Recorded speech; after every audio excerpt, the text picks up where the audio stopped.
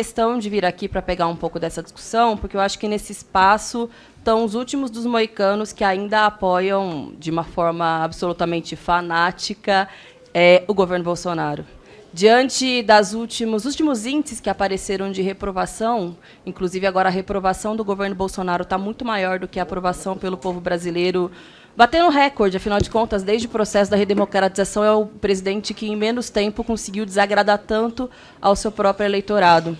Inclusive, eu pude ver agora nas redes sociais e na mídia um esforço hercúleo e meio vexatório que o governo e alguns setores dele está fazendo para tentar convocar uma mobilização nos próximos dias para ver se consegue salvar um pouco a sua própria pele.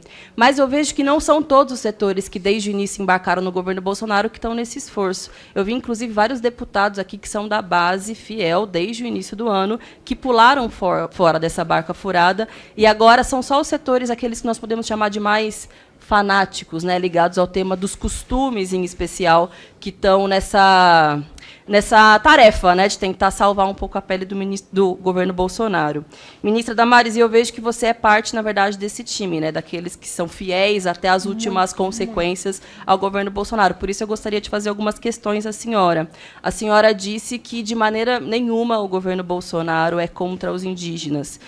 Já que a senhora defende ele até as últimas consequências, por que é, então, que retirou da pasta de Direitos Humanos para levar para a pasta dos ruralistas, ou seja, o Ministério do Meio Ambiente, o tema da demarcação das terras indígenas? E a senhora que gosta de se apresentar como uma mãe, que é terrível, mas uma mãe dos indígenas, a senhora deveria se sensibilizar com isso, ter sido a primeira, já que é tão próxima do presidente, a dizer que isso é um grande absurdo, porque isso é uma das pautas primeiras das comunidades e povos tradicionais aqui do Brasil.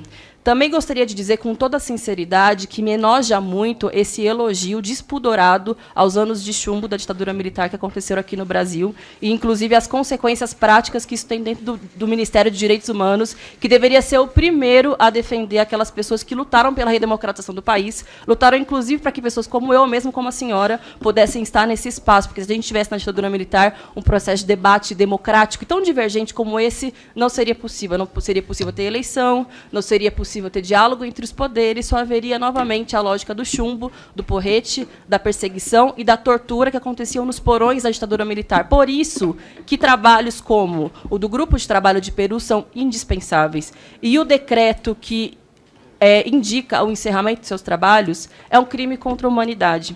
E crime contra aquelas pessoas que batalharam tanto para que pessoas como a senhora e eu pudéssemos estar aqui presentes, defendendo a nossa democracia, expondo as nossas ideias. Ou mesmo o decreto que encerrou o Grupo de Trabalho do Araguaia, que lá também tinham tantos lutadores em defesa da redemocratização do nosso país. Ou mesmo registrar o quanto é vergonhoso que o senhor João Henrique Nascimento de Freitas, que é um crítico da Comissão da Anistia, tenha sido nomeado como seu presidente. Ou mesmo o senhor Luiz Eduardo Rocha Paiva, que é general da reserva, autor do prefácio do livro de ninguém mais, ninguém menos que Carlos Alberto Brilhante Ustra, que sabidamente colocava ratos nas vaginas das mulheres que também lutavam pela democratização do país, também é parte da Comissão da Anistia, que deveria servir para amparar e fazer as reparações necessárias para vítimas do período da ditadura militar. Gostaria de saber se a senhora, como mulher, defensora dos direitos das mulheres, supostamente por estar nesse cargo, o que a senhora acha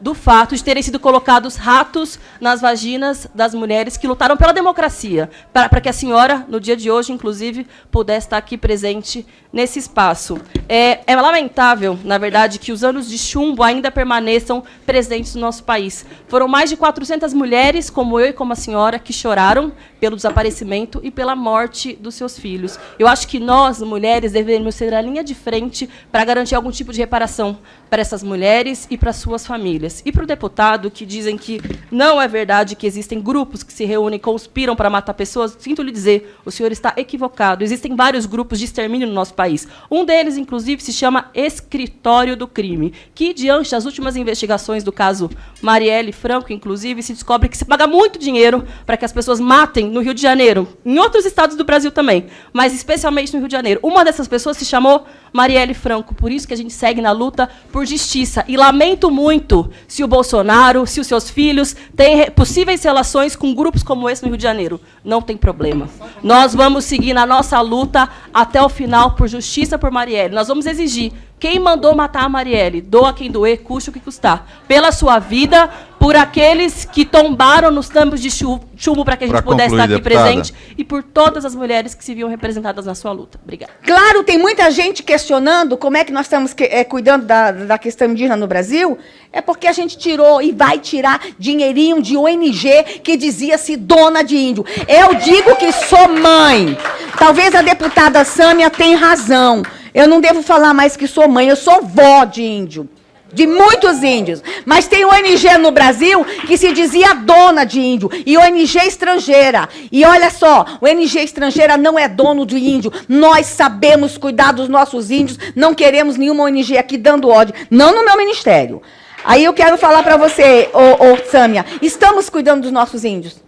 Quando eu falo, Sâmia, mamãe indígena ou papai Moro, eu quero dizer que não importa onde a FUNAI estiver, os índios serão agasalhados, os índios serão atendidos. E não é que porque vai para lá que meu ministério não vai trabalhar política indigenista, vai? Com toda certeza. Mas queria muito que ficasse comigo, porque eu teria mais proximidade, mais facilidade. Com relação aos membros, você levantou a questão, Sâmia. Todo mundo viu aí no jornal que tem uma pessoa que vai sair da composição da comissão da anistia, que é uma ex-companheira da ex-presidente. Todo mundo leu sobre isso. Espera aí. Nós não podíamos questionar a posição dela na comissão, ela tem um viés ideológico. Porque só os que eu estou indicando têm sido questionada a sua posição. Nesse sentido, a magistrada que deu a sentença disse: vale lembrar que, notoriamente, outros antigos membros também já haviam externado juízo de valor sobre o tema, antes de serem livremente nomeados pelos governos passados. Então, essa é uma questão vencida. A justiça já disse que os meus escolhidos vão ficar lá e vão ficar. Se eles cometerem alguma injustiça, eles sairão. Mas, por enquanto, eles vão ficar lá. E eu vou dizer uma coisa, e eu fiz questão de entrevistar cada um deles. Nós temos o melhor time que a Comissão de Anistia poderia ter. Voltando, Sâmia, com relação a direitos humanos, estamos trabalhando muito. E agora a gente vai trazer para o Brasil uma novidade, vamos estar apresentando uma coordenação dentro do Ministério que vai abordar a corrupção sob o aspecto de direitos humanos. Se os direitos humanos foram violados nessa nação, foi por causa da corrupção. Quantas pessoas morreram na fila de hospital? Quantas crianças não tiveram acesso à educação? Quantas creches não foram construídas? A maior violação de direitos humanos nessa nação se chama corrupção. E a gente vai trabalhar.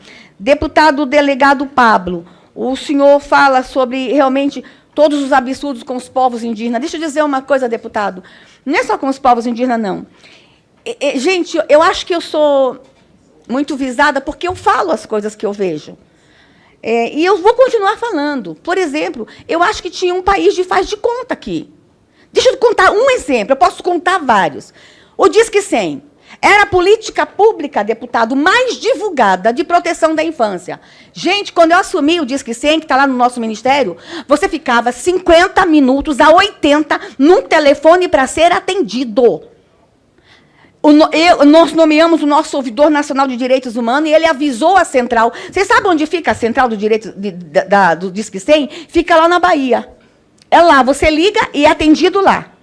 O nosso ouvidor foi lá conhecer as 300 pessoas que trabalham no Disque 100. Ele avisou que ia.